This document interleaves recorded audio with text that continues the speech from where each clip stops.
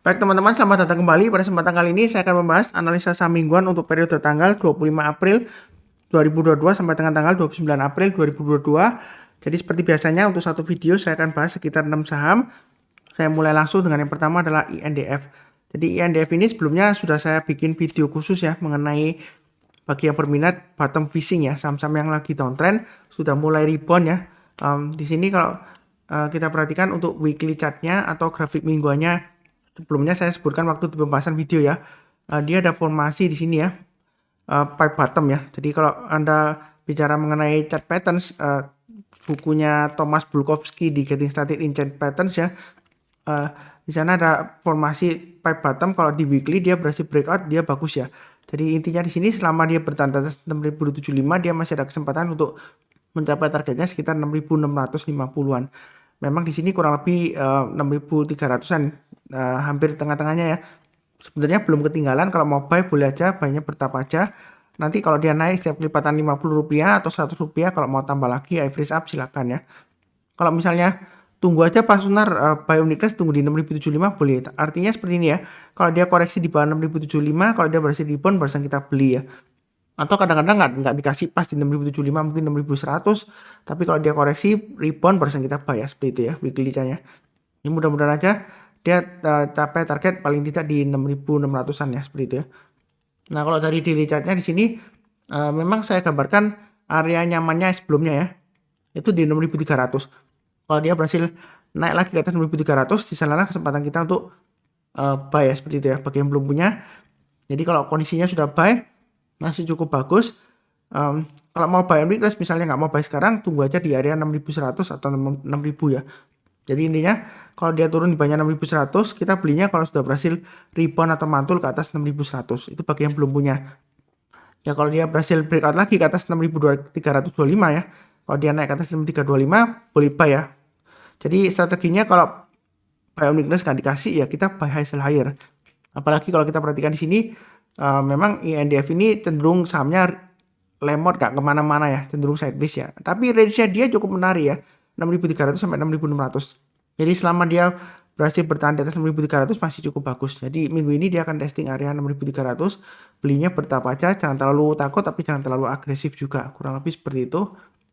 Berikutnya untuk emiten Sido ya. Jadi kalau kita perhatikan untuk weekly-nya Sido muncul ini ya, industri jamu dan farmasi Sido muncul.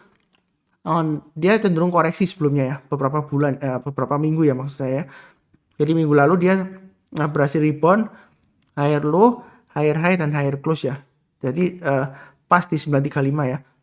Jadi kalau minggu ini dia masih berhasil naik lagi ke atas 935 dan bertahan di atas 935, kesempatan untuk buy. Jadi mau buy langsung boleh aja, pasang stop loss-nya di 900. Maksimum di 860 ya. Stop loss-nya maksimum, tapi menurut saya sih 900 saja sudah cukup.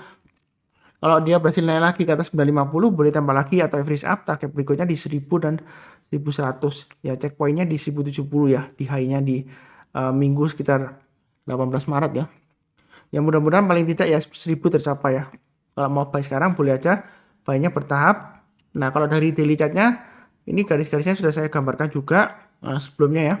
Kalau mau buy on weakness tunggu aja di area 900 lagi ya. Jadi kalau dia koreksi di bawah 900 berhasil rebound atau mantul kita buy.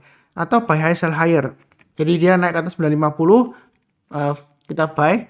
Mau buy sekarang sebenarnya boleh aja tapi bertahap aja. Naik ke atas 950 kita tambah lagi atau average up.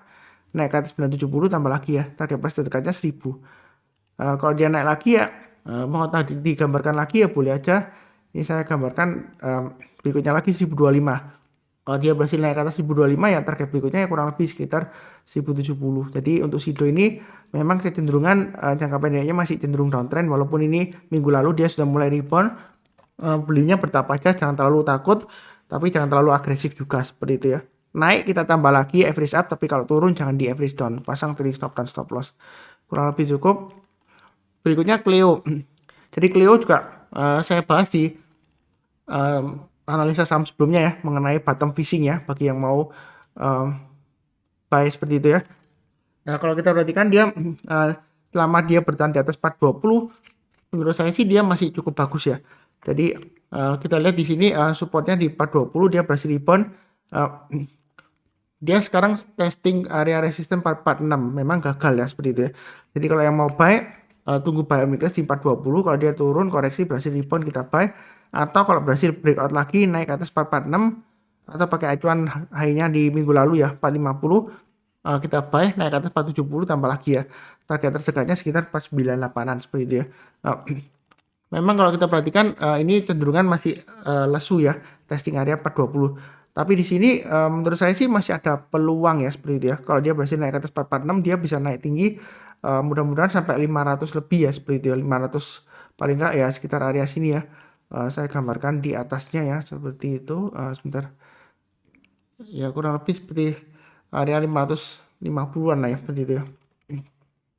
Setelah breakout ke atas 498 ya, mudah-mudahan aja dia lancar ya, lumayan profitnya.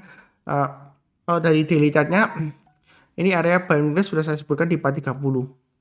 Jadi kalau misalnya takut buy sekarang ya tunggu aja di 430 seperti ini ya. Dia koreksi kemudian berhasil rebound naik ke atas 436, kita mulai buy ya seperti itu ya. Jadi garis-garis yang sudah saya berikan ini untuk acuan pemasangan trailing stop atau stop loss, tapi juga untuk buy on weakness ya. Jadi kalau dia koreksi berhasil rebound kita buy. Sejauh ini memang MA20-nya masih cenderung melanda ya, cenderung datar ya maksud saya. Ini sudah mulai naik. Kalau mau buy silakan, tapi bertahap aja. Naik ke atas 446 buy, naik ke atas 450 tambah lagi atau average up ya seperti itu ya. Yang sudah punya ya pasang aja trailing stopnya di 436 dan stop lossnya 430 atau maksimum di 424 lah ya stop lossnya kalau sudah punya. Ini sudah mulai naik ke atas ya. Low-nya di sini kan yang terakhir di sini ya, dia lebih tinggi daripada sebelumnya di sini, dan yang di sini kan lebih tinggi dari di sini. Mudah-mudahan dia lancar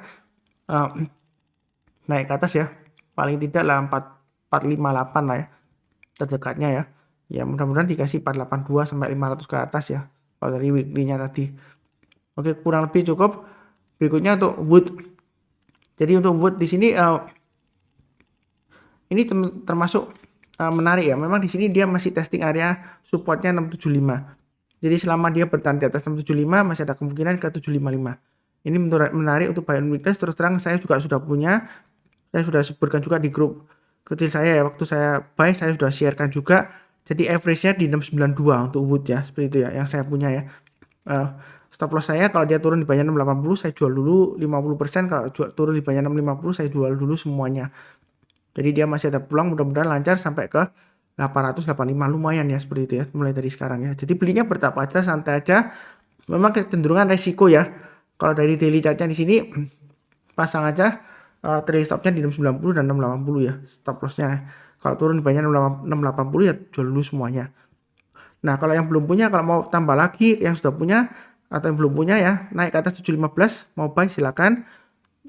Naik ke atas 755 tambah lagi ya seperti itu ya. Target price terdekatnya di 795. Itu kurang lebih area swing high di sini, dan ini ada swing high di sini ya. Ini area konsentrasi candlenya. Jadi kurang lebih resisten berikutnya setelah 755. Memang di sini dia sampai 755 gagal ya. Tapi kali ini kalau dia berhasil breakout lagi ke atas 755, menurut saya sih target 795 nggak terlalu sulit ya. Sebelumnya memang gagal, tapi kita jangan terlalu kaku ya, sudah sering saya sebutkan ya. Kalau sebelumnya dia gagal, bukan berarti kalau kali ini dia berhasil naik, gagal lagi enggak ya.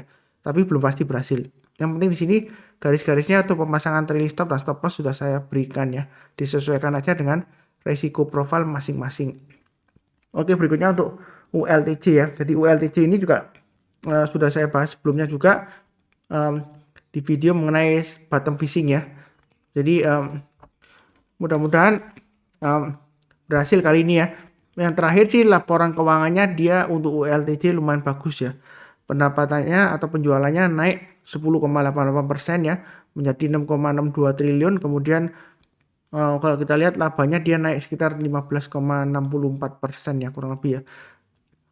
Jadi dia setiap kali turun di bawah 1.500, kalau dia sudah mulai rebound, di sanalah kesempatan untuk buy on weakness ya. Saya sudah bahas sebelumnya. Mau buy sekarang boleh nggak Pak Sunar? Boleh aja, walaupun dia di tengah-tengahnya antara 1.500 dan 1.600, atau tunggu buy on weakness ya. Kalau misalnya takut ya, buy sekarang sebenarnya boleh aja, tapi buy-nya bertahap aja. Kalau dia naik ke atas 1.600, tambah lagi target berikutnya di 1.700 ya, seperti itu ya. Memang mungkin ada yang bilang, oh Pak Sunar, ini biasanya sih nggak kemana-mana ULTJ ini ya. Paling naik sampai 1.600, dia turun lagi sideways-nya lama banget gitu ya. Tapi saya sih cukup suka ya dengan saham ULTJ terus terang aja. Apalagi kalau dia dari atas koreksi ke bawah 1.500 dan dari 1.900 dia sudah mulai rebound ya. Saya pasang stop lossnya di 1450 ya. Seperti itu ya. Mau buy sekarang boleh, kalau dia naik lagi kita boleh tambah lagi atau average up ya. Ini saya sudah gambarkan naik ke atas 1.550 boleh buy, atau kalau yang mau tambah lagi yang belum tambah silakan ya. Target terdekatnya dia akan berusaha menguji resisten 1625. Ya cukup kuat sih ya seperti itu ya. Ya mudah-mudahan aja sukses, kurang lebih cukup. Berikutnya untuk emiten GJTL ya. Ini emiten yang kalau nggak salah sih LKH ya, Lo Keng Hong masih punya ya di saham GJTL. Nah memang ini trennya masih downtrend ya. Jadi support terdekatnya sebelumnya 650 sudah breakdown ke bawah. Tapi setiap kali dia berhasil rebound naik ke atas 650, target 685 mesti tercapai ya. Ini sudah pernah saya bahas ya. Jadi ini sudah kena walaupun ekor panjang ke atas ya. Jangan lupa pasang trailing stopnya. Jadi kalau pasang trailing stopnya ya lumayan. Nah minggu ini kalau dia berhasil naik ke atas 650 barusan kita boleh buy lagi ya, belum punya ya. Atau kalau yang mau buy back lagi, kalau dia naik ke atas 650 lagi, menurut saya sih ada kemungkinan untuk breakout lagi ke atas 685. Kalau sebelumnya dia gagal ya, belum tentu kalau dia kali ini berhasil breakout ke atas 685 pasti gagal lagi enggak ya. Maka target berikutnya dia masih ada peluang ke 745 dan 830. Buy-nya bertahap aja karena ini masih cenderung downtrend ya. Walaupun sideways di sini, tapi sideways-nya itu dia di jalur downtrend-nya masih cukup kuat ya. Ini volumenya dia lumayan bagus ya, lumayan tinggi ya minggu lalu ya. Tapi bentuknya inverted hammer pasti turun lagi, belum tentu ya. Jadi kalau mau spekulasi buy sekarang boleh aja pasang stop lossnya di 610. Tapi menurut saya sih lebih baik tunggu aja kalau dia naik ke atas 650 kalau mau buy ya. Itu untuk weekly-nya. Kalau dari daily chart-nya kurang lebih sama ya. Jadi setelah hari Kamis dia naik tinggi, Jumat dia terkoreksi. Kalau mau buy back atau buy, itu tunggu aja kalau dia naik ke atas 650 kita buy. Mudah-mudahan dia lancar lagi breakout ke atas 685 seperti itu ya. Memang fluktuasinya lumayan tinggi ya seperti itu ya untuk GJTL ya seperti itu ya. Nah apakah fundamentalnya bagus? Saya sih terus terang aja gak seberapa suka sahamnya, tapi menurut LKH sih waktu saya lihat di YouTube ya beberapa interview mengenai GJTL, dia masih mempertahankan pendapatnya dia ya karena dia masih pegang sahamnya, bahwasanya fundamentalnya bagus ya, itu katanya beliau ya. Tapi sih saya sih nggak seberapa suka. Tapi di sini kalau dia berhasil naik ke atas 650 ya, saya fokusnya di pergerakan harganya, masih ada peluang untuk breakout lagi ke atas 685. Ya mudah-mudahan aja dia sukses lagi ya, naik sampai ke 1000 ya. Ya kita nggak akan pernah tahu ya, memang gitulah. Ciri khasnya dia dulu waktu pandemi aja dia panik sempat di bawah 300 ya. Kemudian dia sampai naik berhasil sampai 1000 ya seperti itu ya. Ya kedepannya ya mudah-mudahan aja didoakan aja sukses ya. Belinya bertahap aja, jangan terlalu takut tapi jangan terlalu agresif. Kurang lebih cukup ya. Sudah 6 saham, jangan lupa cek playlistnya ya, ada beberapa video, linknya ada di video deskripsi di bawah ini. Seperti biasanya yang barusan kenal channel Saham Profit, jangan lupa subscribe, like, nyalakan lonceng notifikasinya. Kemudian kalau ada pertanyaan atau saran tulis di kolom komentar ya. Sekian dan terima kasih. Seperti biasanya saya doakan selalu semuanya selalu sehat, damai dan sejahtera selalu. Amin.